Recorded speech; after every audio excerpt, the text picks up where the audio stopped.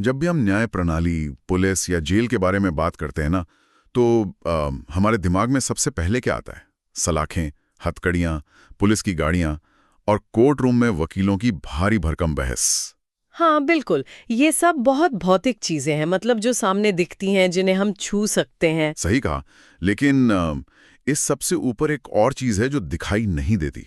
एक ऐसी अदृश्य घड़ी है जो किसी की आजादी तय करने में बहुत बड़ी भूमिका निभाती है। एक टिक टिक करता हुआ टाइमर है ना? एग्जैक्टली एक ऐसा टाइमर जो किसी की गिरफ्तारी के साथ ही बैकग्राउंड में शुरू हो जाता है।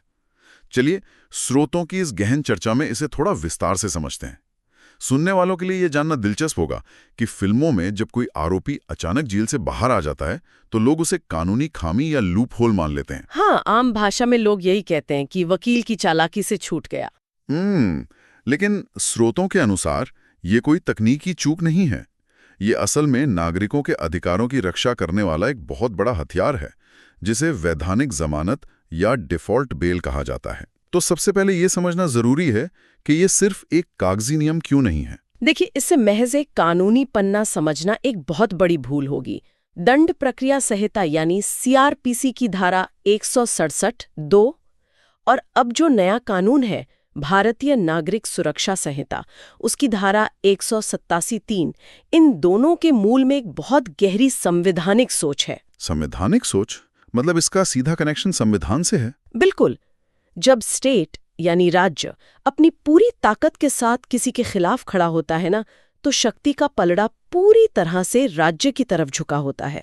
पुलिस, जांच एजेंसियां, फोरेंसिक लैब सब उनके पास हैं। और दूसरी तरफ वो अकेला व्यक्ति है जो सलाखों के पीछे है। सही कहा। तो उस व्यक्ति के पास क्या है? सिर्फ ये संवैधानिक सुरक्षा उपाय। सत्येंद्र कुमार अंतिल मामले के 2022 के फैसले में अदालतों ने स्पष्ट किया है कि वैधानिक जमानत कोई साधारण नियम नहीं है। ये भारत के संविधान के अनुच्छेद 21 से जुड़ा एक मौलिक अधिकार है। अनुच्छेद 21 यानी जीवन और व्यक्तिगत स्वतंत्रता का अधिकार। ये समझना थोड़ा हैरान करता है कि जांच का एक नियम सीधे संविधान की आत्मा से कैसे जुड़ सकता है। हाँ, लेकिन ऋतु छाबड़िया मामले के अनुसार ये राज्य की मनमानी शक्तियों पर रोक लगाने के लिए बहुत जरूरी है, ताकि शक्ति का संतुलन बना रहे। अच्छा, अगर इसे एक आम इंसान के नजरिए से देखें तो मैं इसे पुलिस की जांच पर लगे एक संवैधानिक टाइमर की तरह सोच रहा हूँ। बहुत बढ़िया रूपक है ये, है ना? मतलब पुलिस बिना सबूत के किसी को अनिश्चितकाल तक जेल में नहीं रख सकती। एक तय समय के भीतर उन्हें अदालत को दिखाना ही होगा कि उनके पास केस आगे बढ़ाने के लिए पर्याप्त आधार है। और इसी वजह से अदालतों ने इस अधिकार को एक पूर्ण या एब्सोल्यूट अधिकार माना है। जिगर बनाम स्टेट ऑफ गुजरात मामले में एक बहुत ही दिलचस्प स्थिति सामने आई थी। क्या हुआ था उस मामले में? जब पूरी दुनिया कोविड महामारी की चपेट में थी, सब कुछ बंद था। हाँ, लॉकडाउन लगा हुआ था। बिल्कुल। तो जांच एजेंसियों ने तर्क दिया कि इस आपात स्थिति के कारण वे जांच पूरी नहीं कर सकें, इसलिए इस घड़ी को कुछ समय के लिए रोक दिया जाना चाहिए। तो क्या अदालत ने घड़ी रोक दी? जी नहीं, सर्वोच्च न्यायालय ने साफ कर दिया कि दुनिया चाहे रुक जाए, लेकिन ये संवैधानिक टाइमर टिक टिक करता रहेगा। महामारी किसी की व्यक्तिगत स्वतंत्रता छीनने का बहाना नहीं बन सकती। बाप रे, ये तो बहुत ही सख्त संदेश है। मतलब कोई बहाना नहीं चलेगा। तो अब सवाल ये उठता है कि ये अदृश्य घड़ी काम कैसे करती है? इसकी समय सीमा क्या है? ये मुख्य रूप से 2 समय सीमाओं पर चलती है, 60 दिन और 90 दिन। ये पूरी तरह से अपराध की गंभीरता पर निर्भर करता है। ओके, तो 90 दिन किसके लिए? 90 दिन उन अपराधों के लिए हैं जिनमें मौत की सजा, आजीवन कारावास या कम से कम 10 साल की सजा का प्रावधान है, क्योंकि इनकी जांच में ज्यादा समय लगता है।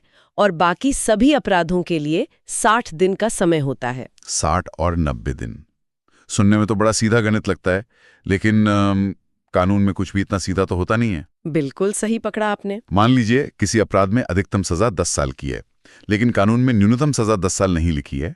मतलब जज चाहें तो 5 साल की सजा भी दे सकते हैं। तब कौन सा टाइमर चलेगा, 60 या 90? इस बारीक उलझन को राकेश कुमार पॉल मामले में सुलझाया गया था।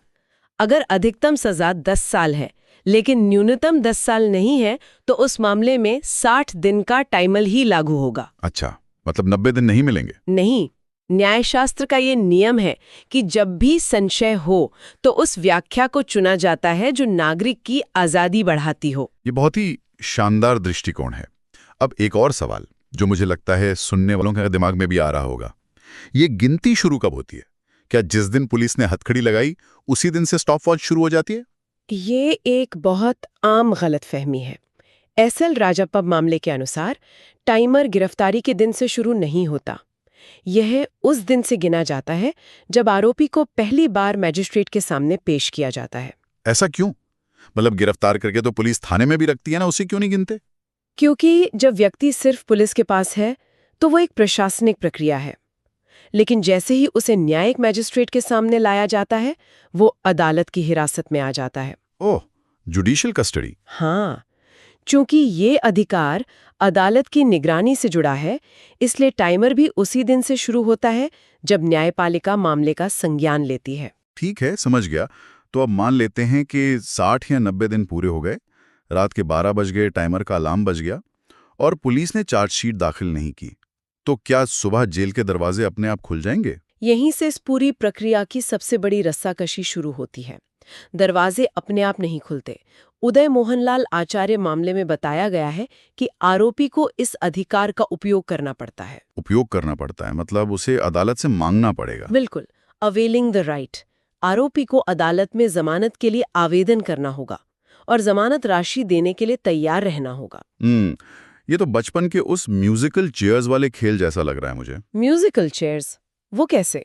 देखिए, जब तक टाइमर चल रहा था पुलिस और आरोपी दोनों दौड़ रहे थे। अब टाइम पूरा हो गया और अदालत में जमानत की एक कुर्सी खाली है। अगर आरोपी ने चार्जशीट आने से पहले अपनी अर्जी लगा दी तो कुर्सी उसकी। बहुत ही सटीक उदाहरण है। अशोक शाह मामले के अनुसार अगर आरोपी ने चार्जशीट दाखिल होने से पहले जमानत याचिका दायर कर दी तो उसका अधिकार पक्का हो जाता है। इसे लॉक इन कहते हैं। और अगर पुलिस उसी दिन शाम को चार्जशीट लेकर आ जाए तो? तब भी कुछ नहीं होगा। अगर आरोपी ने पहले अर्जी लगा दी है तो पुलिस बाद में चार्जशीट फेंककर वो जमानत की कुर्सी नहीं छीन सकती। ये तो सच में अदालत तक पहुंचने की एक दौड़ है। लेकिन जहां दौड़ होती है वहां शॉर्टकट्स भी होते हैं। हारने से बचने के लिए क्या जांच एजेंसियां कोई चाल नहीं चलती? बिल्कुल चलती हैं। समय सीमा को रोकने के लिए कई बार पुलिस अधूरी या डमी चार्जशीट दाखिल कर देती है, सिर्फ कागजों का एक बंडल जिसमें अहम सबूत होते ही नहीं है। अच्छा, ताकि टाइमर रुक जाए। हाँ, लेकिन रितु छाबड़िया मामले में सर्वोच्च न्यायालय ने साफ कर दिया कि ऐसी डमी चार्जशीट नहीं चलेगी। जांच वास्तव में पूरी होनी चाहिए, महज समय काटने का दिखावा नहीं। ये तो बहुत तार्किक बात है। जी। लेकिन यहाँ एक मोड़ आता है जो थोड़ा अजीब है।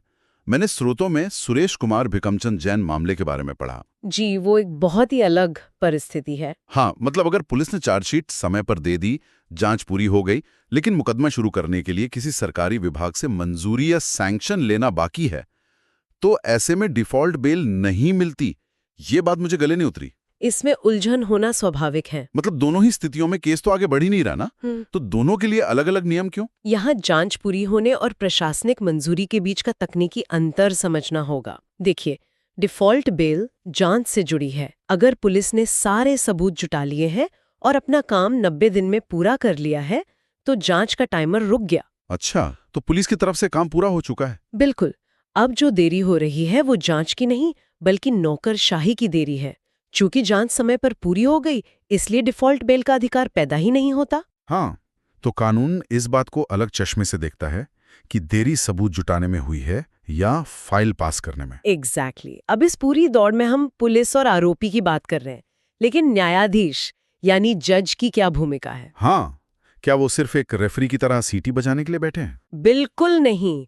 मोहम्मद रफीक बनाम state of Jammu and Kashmir मामले में ये अनिवार्य किया गया है कि अदालतों का ये कर्तव्य है कि वे आरोपी को ये अधिकार दें। जज का कर्तव्य मतलब उन्हें खुद कुछ करना होता है? हाँ, अगर समय सीमा समाप्त हो जाती है तो जज को खुद आरोपी से पूछना चाहिए कि क्या वो जमानत देने के लिए तैयार है, भले ही आरोपी ने कोई औपचारिक आवेदन न किया हो। बाप रे, मतलब अदालत की जिम्मेदारी सिर्फ फैसला सुनाना नहीं है बल्कि आरोपी को उसके अधिकारों की याद दिलाना भी है। ये बहुत बड़ी बात है। और इतना ही नहीं, सर्वनन मामले के अनुसार अदालतें जमानत देते समय भारी भरकम राशि जमा करने जैसी कोई कठोर शर्त भी नहीं लगा सकती। ताकि ऐसा ना हो कि अधिकार तो मिल गया लेकिन पैसे न होने की वजह से इंसान जेल में ही रहे। सही कहा। और एक बार ये बेल मिल गई तो इसे मेरिट पर मिली जमानत ही माना जाता है। पुलिस महज ये कहकर इसे रद्द नहीं करवा सकती कि देखिए हमारी चार्जशीट अब आ गई है। तो अगर हम इस पूरी चर्चा को समेटें तो ये साफ है कि डिफ़ॉल्ट बेल कानूनी किताब में छुपी कोई तरकीब नहीं है। ये राज्य की तानाशाही और असीमित शक्तियों के खिलाफ एक आम नागरिक का मजबूत सुरक्षा कवच है। बिल्कुल, जो सीधे संविधान के अनुच्छेद 21 से अपनी ऊर्जा लेता है। सुनने वालों के लिए ये जानना बहुत जरूरी है कि न्याय का मतलब सिर्फ सजा देना नहीं है। हाँ, प्रक्रिया खुद एक सजा नहीं बननी चाहिए। एग्जैक्टली। समय का महत्व पुलिस के काम पूरे करने में नहीं, बल्कि किसी इंसान की व्यक्तिगत आजादी में है। एकदम सही। अब स्रोतों के इस चर्चा को खत्म करने से पहले एक बहुत ही विचारोत्तेजक सवाल दिमाग में आ रहा है। क्या सवाल है? देखिए, अगर डिफ़ॉल्ट बेल एक ऐसा पूर्ण अधिकार है जिसे एक वैश्विक महामारी भी नहीं रोक सकती, जैसा हमने जिगर केस में देखा, तो जरा सोचिए हमारी न्याय प्रणाली की वास्तविक जमीनी सच्चाई क्या है। हाँ, ये एक बहुत चुभने वाला सवाल है। आज भी अनगिनत विचाराधीन कैदी इस अधिकार से अनजान होने के कारण जेलों में बंद हैं। तो क्या केवल किताब में अधिकार होना काफी है, या उस अदृश्य घड़ी के बजने की आवाज हर उस अंधेरी कोठरी तक पहुंचनी चाहिए जहां कोई न्याय के इंतजार में है? ये सचमुच एक ऐसा सवाल है जो हमें हमारी व्यवस्था के प्रति सोचने पर मजबूर कर देता है। बिल्कुल। और इसी सोचने वाली बात के साथ हम आज के इस विस्तृत विश्लेषण को यहीं विराम देते हैं। इस महत्वपूर्ण विषय को समझने के लिए धन्यवाद।